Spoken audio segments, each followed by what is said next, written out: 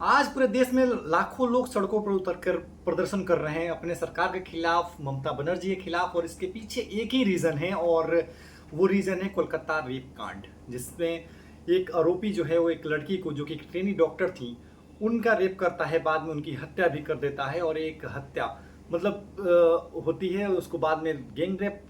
बताया जाता है। लेकिन ये पूरी घटना में क्या क्या हुआ है, अब तक क्या क्या हो गया है, और कितने लोग जो हैं वो क्यों प्रदर्शन कर रहे हैं, क्यों जो है ममता बनर्जी का लोग इस्तीफा मांग रहे हैं, ये सारी चीज़ें इस वीडियो में बताई जाएंगी। अगर आप इस केस से थोड़ा सा भी रूबरू नहीं है, अगर आप इसमें कब जानकारी रखते हैं, तो इस वीडियो को पूरा देखने के बाद आपको ये पता चल जाएगा कि इसमें अब तक क्या क्या हुआ है और ये क्यों हुआ है, और इसके पीछे की असली वजह क्या है।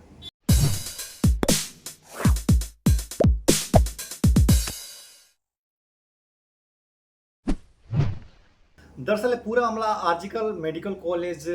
और हॉस्पिटल कोलकाता की है, जहां पर एक ट्रेनी डॉक्टर जो कि 31 साल की थी और अभी ट्रेनिंग ले रही थी डॉक्टर बनने के लिए, उनके साथ हुआ एक रेप है, जिसमें एक संजय राय नाम का व्यक्ति जो है उनके साथ रेप करता है, बाद में उनकी कत्ल भी कर देता है उनका। ये पूरा घटना 8 तारीख को होता है, जब जिस दिन हम सब लोग जो थे वो नीरज चोपड़ा को देखने में बिजी थे एक तरफ, कि क्या उस दिन नीरज चोपड़ा भाला फेंक करके हमारे लिए गोल्ड मेडल लाएंगे। लेकिन कोलकाता के मेडिकल कॉलेज में एक इंसान ऐसा भी था जिसकी नज़रें किसी और पे थी, और वो जरूर गंदी थी। 8 अगस्त की रात को यह सब होता है, और 9 अगस्त को सुबह 6 बजे जो वहाँ के ट्रेनिंग डॉक्टर हैं उनको पता चलता है। लेकिन सवाल कई सारे इस केस में इसलिए आ जाते हैं क्योंकि सुबह 6 बजे 100 देखने को मिल जाता है वहाँ के कर्मचारी जो लोग हैं उनको, वहाँ पे जो ट्रेनी उनके साथ थे उनको। लेकिन 9:30 बजे तक पुलिस आती है, और फिर पुलिस जो है इस पर कार्रवाई करती है। लेकिन 3 घंटे क्यों नहीं बताया गया बाकियों को, और साथ साथ 4 घंटे, लगभग 3 से 4 घंटे तक उनके घर वालों को पता नहीं था कि उनकी लड़की कहाँ है, क्यों है। और बाद में बताया गया 11 बजे के आसपास कि उनकी लड़की का जो है वो उन्होंने आत्महत्या कर ली है, लड़की ने खुद से। फिलहाल वो पुलिस की गिरफ्तारी में तो आ गया है। इसमें कई सारे सवाल खड़े हुए हैं, क्योंकि जो वहाँ की कॉलेज प्रशासन था हॉस्पिटल का, उसने सुबह 6 बजे जब पता चल गया था लोगों को कि वहाँ पे उस लड़की की हत्या हो गई है, और उसका जो शरीर देखा गया था सुबह 6 बजे सेमिनार हॉल में, वो अर्धनग्न अवस्था में था। लेकिन 9:30 बजे तक पुलिस को पता नहीं चला था, बाद में पता चला उनको, और 11:30 बजे के आसपास उनके फैमिली वालों को बताया गया कि ये जो है एक सुसाइड है। लेकिन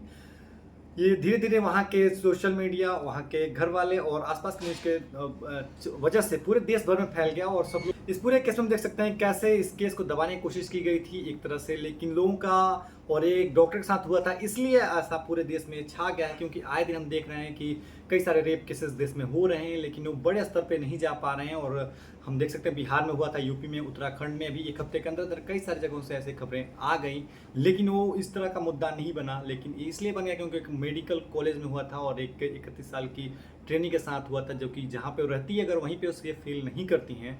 तो चिंता का विषय जरूर है। जब ये केस नया नया था तब अनुमान लगाया जाता कि एक रेप नहीं बल्कि गैंग रेप है। लेकिन फिलहाल जब इसमें जांच आगे बढ़ी, सीबीआई को सौंपी गई, तो ये पता चल गया है कि ये सिर्फ एक रेप है, और वो संजय राय ही था जिसने अकेले उस लड़की के साथ बलात्कार किया, बाद में उसकी हत्या भी कर दी। और जो शरीर पे इतने सारे जख्मों के निशान हैं वो शायद उस समय के हैं जब उन दोनों में भी लड़ाई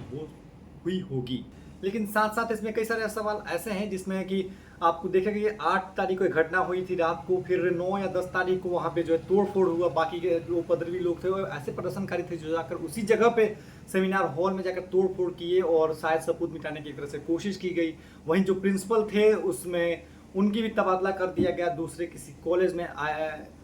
और उन पर आरोप लगाए जा रहे थे कि वो जो है ममता बनर्जी के बहुत ही करीबी हैं, और ममता बनर्जी जो है उनके बर्थडे पे उनके लिए पत्र भी लिख उनको विश करती हैं। और इस घटना के बाद से उनको दूसरे कॉलेज में शिफ्ट कर दिया गया, फिर से प्रिंसिपल बना दिया गया एक जगह से हटा करके। वैसे तो फिलहाल इस घटना में इस पूरे केस को सीबीआई को सौंप दिया गया है, और इस पर बहुत ही गहरी तरीके से जांच चल रही है। लेकिन सवाल कई हैं ममता बनर्जी की सरकार पर भी हैं, क्योंकि बताया जाता है कि प्रिंसिपल जो था वो ममता बनर्जी का बहुत ही करीबी था। साथ साथ